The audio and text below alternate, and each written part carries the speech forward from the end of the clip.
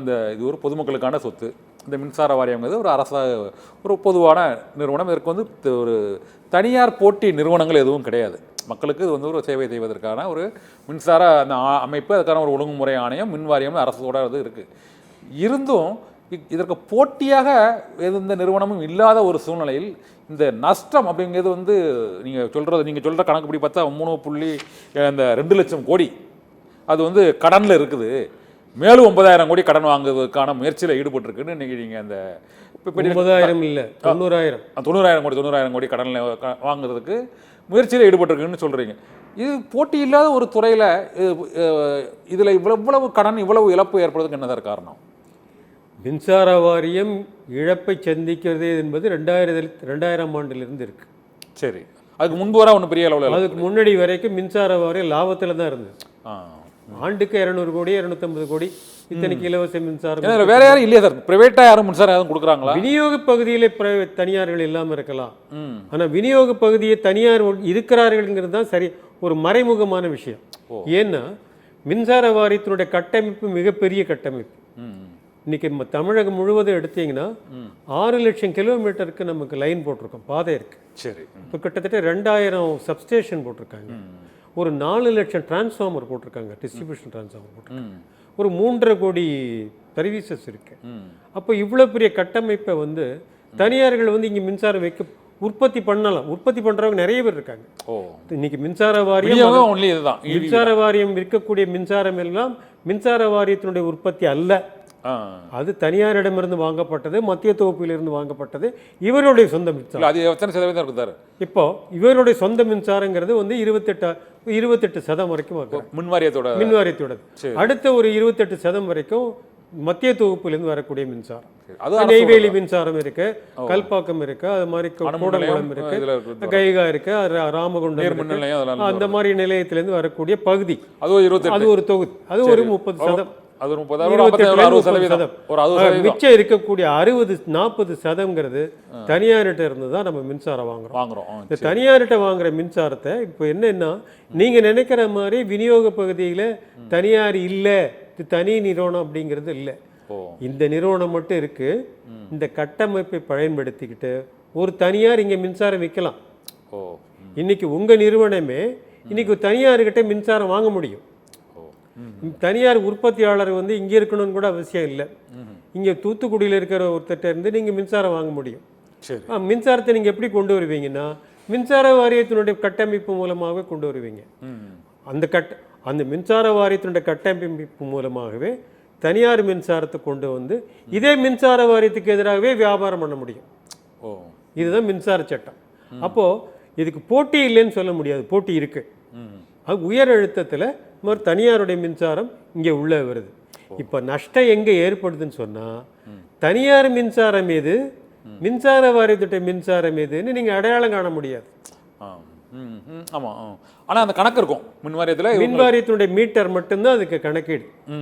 இந்த கணக்கீடுகளில் நடக்கிற குழப்பங்கள், இந்த கணக்கீடுகளில் நடக்கக்கூடிய ஊழல், இதுதான் மின்சார வாரியத்தின் நஷ்டம்.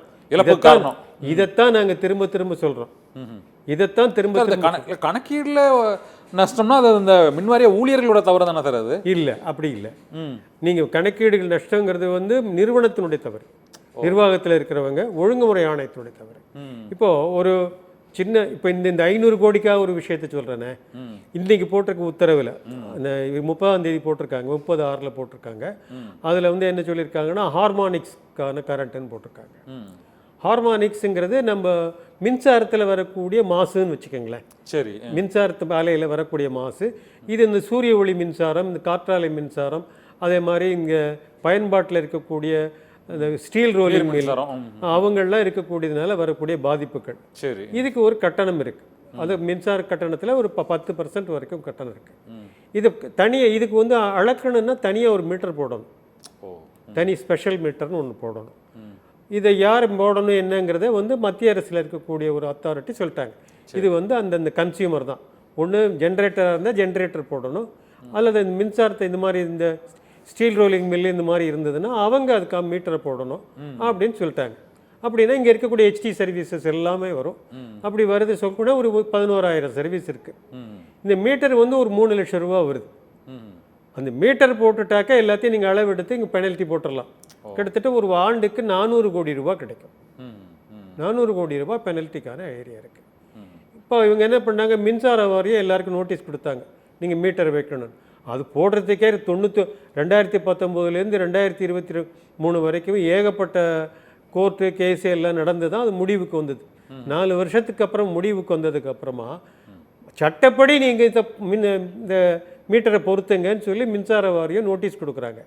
உடனே ஒழுங்குமுறை ஆணையத்துக்கு இந்த முதலாளிகள்லாம், இந்த தனியார் முதலாளிகள்லாம் போய் எங்களை மீட்டர் வாங்க சொல்கிறாங்க அப்படின்னு சொன்ன உடனே அவர் நீங்கள் எதுக்கு நோட்டீஸ் கொடுத்தீங்க, நோட்டீஸை ரத்து பண்ணுங்கன்றாங்க. இவங்க ரத்து பண்ணிட்டாங்க. மீட்டர் கிடையாது, வருஷம் 400 கோடி கிடையாது. இந்த 400 கோடி தனி முதலாளிகிட்டேருந்து வர வேண்டிய பணம் வரல. இப்போ நான் என்ன கேட்குறேன்னா, அந்த 400 கோடி வந்திருந்தா நீங்கள் 520 கோடி கொடுக்க வேண்டாம் இல்லை? கொடுக்க வேண்டாம் இல்லையா? 400 கோடி உங்களுக்கு கூட, அதை விட கூட அது கூட பொருத்தம் இல்லை. நான் இன்னொரு விஷயம், மக்களை எப்படி இது பாதிக்குதுங்கிறத ரொம்ப முக்கியமான விஷயம். இப்போ 2021-22 அந்த 22வது வருஷத்தில் எடுத்திங்கன்னா மார்ச் மாதத்தில் நம்ம ஒவ்வொரு மின்சார விற்று வரக்கூடிய யூனிட் கணக்கு தான் பார்க்கலாம். ஒரு யூனிட்டு என்ன விலைக்கு விற்கிறாங்க மின்சார வாரியத்தில் ஆவரேஜ் சராசரியாக. ஒவ்வொருத்தருக்கு இலவசமாக கொடுக்குறாங்க, ஒருத்தருக்கு 7 ரூபாய்க்கு கொடுக்குறாங்க, ஒருத்தருக்கு 10 ரூபாய்க்கு கொடுக்குறாங்க. அதில் சராசரி ரியலைசேஷன் என்ன, ஒரு யூனிட்டுக்கு என்ன விலை, அதுதான் நீங்கள் அடிப்படை கணக்கு, மத்திய அரசினுடைய அடிப்படை கணக்கு. ஒரு யூனிட்டுக்கு காஸ்ட் ஆஃப் ரியலைசேஷன் சொல்லுவாங்க. சரி, அது 5 ரூபாய் 72 பைசா ஒரு யூனிட்டுக்கு விற்று வரும். 5 ரூபாய் 72 பைசாவுக்கு விற்று வரக்கூடியதுக்கு அப்புறமா 2022 செப்டம்பரில் இவங்க கட்டண உயர்வு கொண்டு வர்றாங்க. கட்டண உயர்வு வந்த உடனே அந்த 7 மாதத்தில் இருக்கக்கூடியதில் எவ்வளவு வந்ததுன்னா, விற்று வரவு எவ்வளவுனா 7 ரூபாய் 85 பைசா. 5 ரூபாய் 72 பைசாவிலிருந்து 7 ரூபாய் 85 பைசா. 85 பைசா. அப்போ 2 ரூபா 17 பைசா கிட்டத்தட்ட கூடிருச்சு. அதாவது 38% நம்ம கூட்டியாச்சு. சரி, கட்டண உயர்வுக்கு வர்றதுக்கு முன்னாடி எவ்வளவு வருஷத்துக்கு நஷ்டம்னு சொல்லியிருக்காங்க, 24,500 கோடி ரூபாய். அதாவது கட்டண உயர்வுக்கு முன்னாடி இருக்கிறதுல 24,500 கோடி ரூபாய். கட்டண உயர்வு வந்த அந்த வருஷத்தில் எவ்வளவு நஷ்டம்னா 26,500 கோடி ரூபாய். கட்டண உயர்வுக்கு பிறகு நஷ்டத்தின் அளவு வந்து கூடுது, 2000 கோடி வருது. ஆமா, இது என்ன அதுக்கப்புறம் பாருங்க, அது அந்த மாசத்திலேயே மறுபடியும் 2.18% கூட்டுறாங்க. கூட்டின உடனே என்ன ஆகணும், அட்லீஸ்ட் 7 ரூபாய் 8 ரூபா வரைக்கும் வரணும். 8. இப்போ என்ன ஆகுது, இந்த வருஷத்தில் எவ்வளோ நஷ்டம் சொன்னால் 24,050 கோடி ரூபா. 24,000ங்கிறது எப்போவுமே ஸ்டாண்டர்டாக இருக்குது. இப்போ இது வரைக்கும் எவ்வளோ கட்டண உயர்வு கொண்டு வந்திருக்காங்க, 49% கொடுத்தாச்சு. 5 ரூபாய் 72 பைசாக்கு இருந்தவங்க இன்னைக்கு 49%, கிட்டத்தட்ட பாதியை சேர்த்து கூட்டம். இன்னைக்கும் அதே 24,000 கோடி வருது. இதே 24,000 கோடி இருக்கு. என்ன காரணம் சார் அதுக்கு? இதைத்தான் சொல்றேன். இப்போ தனியார் கொண்டு வந்து விற்கிறான் இல்லையா, அந்த மின் மீட்டரை பொறுத்ததுக்கு அவங்க இது 1 மீட்டர் மட்டும் இல்லை, இது மாதிரி நிறைய, இது ஒரு ஐட்டம், இது மாதிரி 8 ஐட்டம் இருக்கு. 8 ஐட்டம் இருக்கு. இன்னொரு விஷயத்தை சொல்றேன் கேளுங்க. மின்சாரத்தின் விலை இப்போ நாம நினைக்கிற மாதிரி ஒரு யூனிட்டுக்கு 24 மணி நேரமும் ஒரே விலை தான், ஒரு மாதம் முழுக்க அதே விலை தான். ஆனால் மின்சார சந்தைங்கிறது எப்படின்னா, ஒரு நாளைக்கு 96 விலை இருக்கு. 15 நிமிஷத்துக்கு ஒரு விலை. அந்த யூனிட் விலை வந்து கூட குறையா இருக்கும், மாறிக்கிட்டே இருக்கும். யூனிட் விலை மாறிக்கிட்டே இருக்கும், ஒவ்வொரு 15 நிமிஷத்துக்கும் மாறும். இப்போ தனியார் மின்சாரம் ஒரு கம்பியில் வருது, எலக்ட்ரிசிட்டி போர்டு மின்சாரமும் அதே கம்பியில் இருக்குது. இதை இன்னொருத்தர் தனியார் யாருக்கு வைக்கிறாரோ அவர் அதை பயன்படுத்துகிறாரு. அதை எப்படி நீங்கள் அட்ஜஸ்ட் பண்ணுவீங்க, ஒவ்வொரு 15 நிமிஷத்துக்கும் அட்ஜஸ்ட் பண்ணணும் இல்லையா? அப்போது ஒரு மாதத்தில் 2,880 ஸ்லாட்டில் அட்ஜஸ்ட் பண்ணணும்.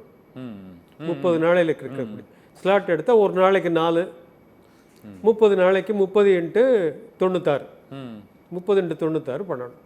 மின்சார வாரியம் என்ன பண்ணுறாங்கன்னா 4 பிளாக்ல தான் பண்ணுறாங்க. ஏன் சார் இன்னும் மின் வாரியத்துக்கு எங்களுக்கு வந்து இந்த கட்டண உயர்வுலையோ மற்ற கட்டுப்படுத்துவதிலோ இந்த மின்சாரம் யாருமே கேட்கல. ஒழுங்குமுறை ஆணையத்துக்கு தான் அதிகாரம் இருக்கு. ஒழுங்குமுறை ஆணையத்துக்கு அதிகாரம் இருக்கு.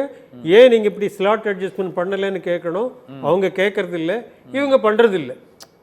நாங்க கேட்டுக்கிட்டே இருக்கோம், அவங்க கேட்ட டெக்னிக்கல் இத்தனைக்கும் எல்லா பேராமீட்டர்ஸும் இருக்கு.